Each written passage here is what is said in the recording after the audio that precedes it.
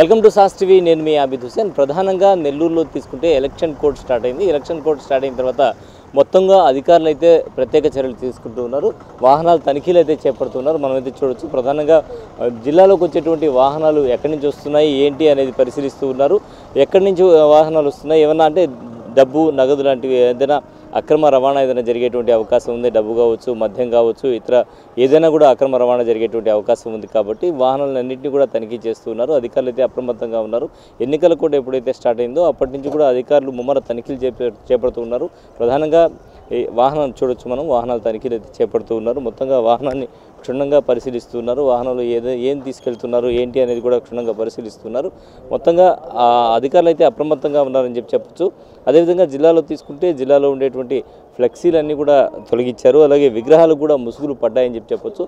So ఏమేమి తీసుకెళ్తున్నారు, ప్రధానంగా నగదు, అక్రమ మద్యంపై అయితే కొరడా జులిపిస్తామని ఎన్నికల అధికారులు చెప్పిన నేపథ్యంలో ఇప్పుడైతే అందరూ కూడా అధికారులు ప్రతి వాహనాన్ని కూడా క్షుణ్ణంగా పరిశీలిస్తున్నారు.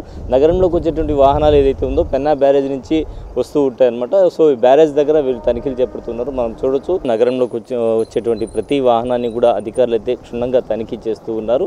అందరినీ కూడా అంటే ప్రజలకు ఎలాంటి ఇబ్బందులు కలగకుండా కేవలం వాహనాలు తనిఖీ చేపడుతున్నాం, సహకరించమని చెప్పి ఎవరైతే వాహనదారులు ఉన్నారో వాళ్ళకి విజ్ఞప్తి చేయడం, వాహనంలో ఉండేటువంటి అంటే డబ్బు, మద్యం, గంజాయి ఇటువంటి అక్రమ రవాణా జరిగేటువంటి అవకాశం ఉంది. కాబట్టి ఈ నేపథ్యంలో అధికారులు అయితే అప్రమత్తంగా ఉన్నారు. అధికారులు కొన్ని స్క్వాడ్లుగా, ఇదైతే స్పెషల్ స్క్వాడ్ అని చెప్పి మనకు తెలుస్తుంది. సో స్క్వాడ్లుగా ఏర్పాటు చేసి ఈ స్క్వాడ్లు ఇక్కడ తనిఖీలు చేపడుతూ ఉన్నారు. నగరంలోకి వచ్చేటువంటి ప్రతి వాహనాన్ని కూడా క్షుణ్ణంగా తనిఖీ చేసేటువంటి పరిస్థితి అయితే ఉంది. ప్రధానంగా ఇవే అన్నమాట. నెల్లూరు ముంబై రహదారి ఇది. నెల్లూరు ముంబై నుంచి వాహనాలు బైపాస్ నుంచి ఆ వైపు నుంచి వస్తే కూడా కొన్ని ఫ్లైఓవర్ పై నుంచి వస్తాయి. అదేవిధంగా కొన్ని అయితే ఈ మార్గం గుండా వస్తాయి అన్నమాట. సో హెవీ వెహికల్స్ ఏవైతే ఉన్నాయో హెవీ వెహికల్స్ అటు నుంచి వెంకటేశ్వరం నుంచి వెళ్ళేటువంటి పరిస్థితి ఉంటుంది.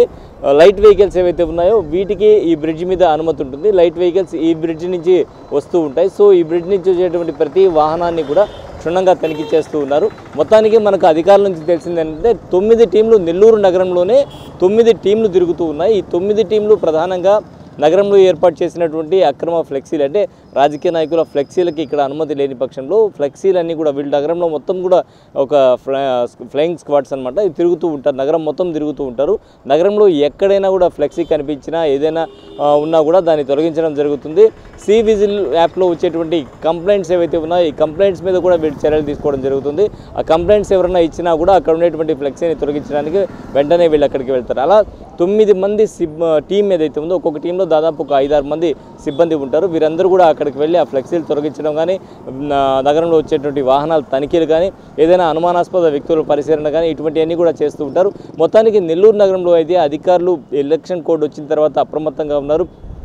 ప్రతి వాహనాన్ని కూడా క్షుణ్ణంగా తనిఖీ చేస్తూ ఉన్నారు. అదేవిధంగా బైండ్ ఓవర్ చేయడం జరిగింది. ఎవరైతే అనుమానిత వ్యక్తులు, రౌడీ షీటర్స్గా ఉంటారో వారందరికీ కౌన్సిలింగ్ నిర్వహించడం, బైండ్ ఓవర్ చేయడం జరిగింది. సో ఆ విధంగా ఎన్నికల్లో ఎక్కడ కూడా ఎలాంటి అక్రమాలు చోటు చేసుకోకుండా ప్రశాంత వాతావరణంలో ఎన్నికలు జరిగే విధంగా కలెక్టర్ ఎం హరినారాయణ్ ఎవరైతే ఎన్నికల అధికారిగా ఉన్నారో ఆయన చర్యలు చేపట్టడం జరిగింది. కెమెరామెన్ వంశీ కృష్ణారెడ్డితో హుసేన్, సాస్ టీవీ.